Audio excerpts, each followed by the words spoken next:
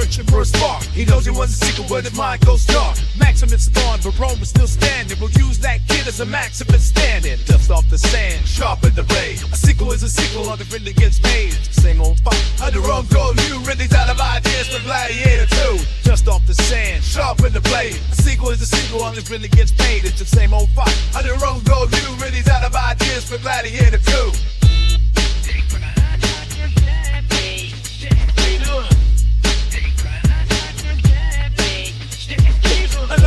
Another hero with the sword. I'm still burning when I'm just bored. Well, I saw Gladiator 2, and I watched it last night with some friends and my brother. And, you know, when I first heard about this movie, I thought, this is cool. I could use some more Gladiator. I could use some more ancient Rome and gladiatorial combat and, you know, Roman politics and all that shit. And, by the time I went to it, my expectations were fairly low. I'd heard enough about the film and its premise to know that something was up. And by the time that I saw the first fight against CGI baboons that looked like sort of a weird cross between baboons and dogs, Doberman pinschers, really, like Doberman baboons. Now, it's kind of a cool concept for like a D&D game, but not for a historical drama. One of my friends said was this movie written by 16-year-old me as a D&D campaign? Because that's kind of how it feels. It kind of feels like some kids went and saw Gladiator, and they're like, this was cool. Let's turn it into our D&D campaign, and let's have like a rhino with a guy riding on the rhino, and let's have some crazy baboons, and we'll fill the auditorium and have sharks swimming, or, you know, all that shit. That's kind of how it feels, because it's written really poorly.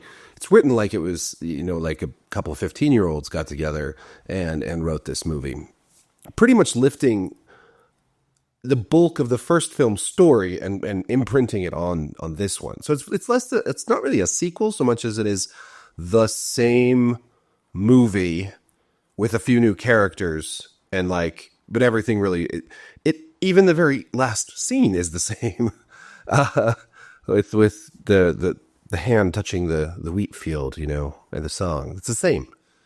I think maybe my favorite part of the whole movie was the intro animation, which sort of recaps the first film, but it's done in the credit scene, the opening credits, and it's really beautiful animation. And I thought, I'd really like to see a Roman movie, like, or TV show with this cool animation. You know, that would be neat. But really, this tells the story of Lucius, who in the first film was the nephew of Commodus, and we learn was sent away after Maximus died. Like literally moments after Maximus dies, his mom just sends him away. Lucilla, or whatever her name is, sends him away. For some reason. Apparently there are people who want to kill him. I feel like she had just secured her power and had gotten rid of her terrible brother, and she easily could have turned to her allies, but she sends him away on his own to just survive, I guess. And he ends up going to Numidia by the time he's an adult, and he marries a beautiful woman, who we just know, because we already know that this is going to follow the first movie. We know she's going to die, and sure enough, before we really establish her character or their relationship, other than that they love each other, she is killed by Pedro Pascal's armies. He's the General Acacius, who turns out to be a good guy, but Lucius hates him because he killed so many of his friends. But Acacius is just doing this for the emperors, right? The twin emperor brother guys, Geta and Kassala. I'm probably saying their names wrong. Pedro Pascal is completely wasted in this movie, or maybe he's not so much wasted. He seems bored. His delivery's really uninspired. I don't think it was a great casting choice. Denzel Washington is really good in this, although he is absolutely just reprising his role from Training Day. He really, go watch Training Day after you watch this movie and tell me I'm wrong. Paul Mescal plays Lucius, the grown-up version of Lucius, and he's fine. I think he's got potential as an actor, but he just doesn't have this. He's very forgettable here. He's capable, but forgettable. His role, that's partly just the character, who's like, I don't know why. They don't really establish why he's such a badass, but he's just such a badass that he's taken in by Denzel's character, this gladiator master, who is also power hungry and uses the gladiator stuff to like rise up in power and kill both the emperors and take control. But by the time he actually takes control of Rome, he basically loses it like 14 minutes later. Because he makes some very strange decisions that don't make any sense. He does nothing to secure his power before putting on this big game that goes sideways instantly because the security at the Colosseum is dog shit. I could ramble about all the different scenes and things, but really the story is just, Lucius comes back to Rome as a slave and is put into the gladiator pits and the Colosseum and immediately becomes a champion. It's just like Maximus from the first film, right? And then you have Acacius, who is this beloved general, just like Maximus, who is eventually he gets caught in a very stupid attempt to free Lucius for because he's married to his mom, so instead of like just going through with this rebellion he had planned, he totally screws the pooch and is then thrown into the Colosseum to fight Lucius. And really, these two characters, Acacius and Lucius, are like together. If you just mash them together, the beloved general, the hero of you mash them together, and they become Maximus. They're just two parts playing Maximus's role. The twin emperors, meanwhile, are basically just younger brother versions of Commodus. Just the crazy emperor. That's there's not much to it. Like. They don't really try to do something different, Like, why do we need another... Commodus was already crazy. Like, he wanted to bang his sister, and he was unhinged, and ultimately, his arrogance got the better of him. And we have the same kind of thing here, but just with two.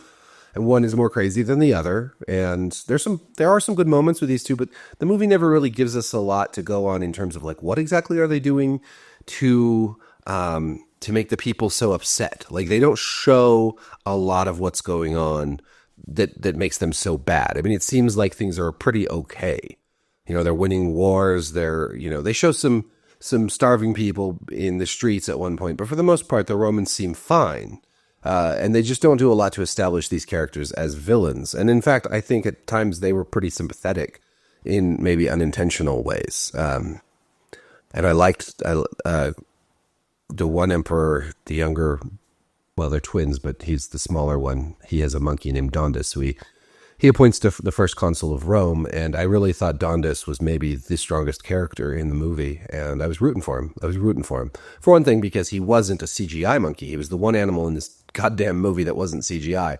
We have CGI baboon dogs. We have a CGI rhino. We have CGI sharks. We have just CGI everywhere. And while the film is much more colorful and bright and easier to see than the original film, which is nice, the CGI is really jarring. It constantly takes me out of the movie. Rather than like enhance, practical effects and give us a more immersive experience of Rome and ancient Rome and all that, we just get glaring CGI. And then maybe one of the worst things about this movie is Lucius being told that he is Maximus's son. So this was not a thing in the first movie. Lucius was not Maximus's son. He admired Maximus. His mom, obviously, he had a little bit of a crush on Maximus, whatever. But Maximus had a wife and child, and as far as we knew in the first film, he never slept with anyone else. He didn't have some bastard son. He never thought of Lucius as his son. But now they've retconned that. They've made Maximus the father of Lucius, and that makes him also an adulterer. Right? It sort of just weirdly cheapens the first film in a way, and that character in a way. And there's just so much like it with the Memberberry stuff. They're, Maximus is like this great hero, but he's had his name scratched out from the wall of the dead gladiators. But they've made a shrine to him, and it's got his breastplate and his sword and all this. The breastplate at one point, literally when Lucius is wearing it, functions as literal plot armor, preventing him from dying in a key moment, because it is just such a really good breastplate. And I don't know what to say. This is not so much a sequel as a remake in a lot of ways. Like, this doesn't actually continue the story, because to be quite honest, Maximus' story was over at the end of Gladiator. It did not need another chapter. He had died serving Rome heroically. He killed the bad guy. He'd saved the girl. He'd saved the little kid. He'd saved Rome and the dream of Rome. And then they bring this movie in. And it just undoes it. And we've seen this happen so many times, where you either add a prequel or a sequel, and it undoes sort of the best things about the original. Whether that's adding, the prequel trilogy to Star Wars, which, over-explains the Jedi and just adds all this stuff that I think weakens the original trilogy, making Jedi less mysterious. Or the sequel trilogy to Star Wars, which, really in a lot of ways undoes a lot of the heroic moments that the original trilogy worked towards. I mean, the pinnacle of that trilogy is Luke finally getting through to his father and Anakin turning back to the light. And then they have to have a sequel trilogy where like pretty much everything is undone. The First Order comes and it's like all the work they did is just that's over with. And somehow the Emperor returns and all this stuff, So sometimes sequels, instead of enriching the stories that came before or giving us new direction or new insight, sometimes they cheapen it and make the original work somewhat less because of that. And that's what I feel like is happening with Gladiator 2, which is a movie that was totally unnecessary, pretty much just copies the first one, is just filled with CGI, the bad writing, worse than the first film, which I don't think had great writing to begin with. And other than a few cool fight scenes, and I'm not talking about the big goofy CGI ones, but like some of the smaller fights were actually good. And some of the performances, Joseph Quinn, Denzel Washington, were quite good. But that does not carry a whole movie. And a whole movie that just repeats the same story beats of the original movie. I mean, if you've seen the original movie, most of this movie has been spoiled for you already. That's how closely it sticks to the same story beats. So I do not recommend it. I mean, I recommend it if you want to watch, if you enjoy watching bad movies. And to be frank, I had a fun time at this movie because it was just so obviously shit. And more than I expected. So I was kind of entertained just watching it and shaking my head like, wow, they really went there. Oh my God, they went there. Just it's really hot garbage, guys. I'm going to make a video about Wicked also, which I saw, and I loved Wicked. I thought it was fantastic. It exceeded every expectation I had. But I'll make a video for that next and talk about why you should really go see that in the theaters if you can. But for now, let me know if you've seen Gladiator 2, what your thoughts are. Shout out in the comments. Be sure to like, subscribe, hit the notification bell. I'm sure I forgot some things I wanted to talk about here, but I just wanted to get something made about this movie because it was just so bad, deliciously bad. Are you not entertained? More or less. Peace. Dust off the sand, sharpen the blade. A sequel's a sequel, on the really gets paid. It's the same old fight. On the road goes, you really's out of ideas for Gladiator 2. Dust off the sand, sharpen the blade. A sequel's a sequel, it's really gets paid. It's the same old fight. On the road goes, you really's out of ideas for Gladiator 2.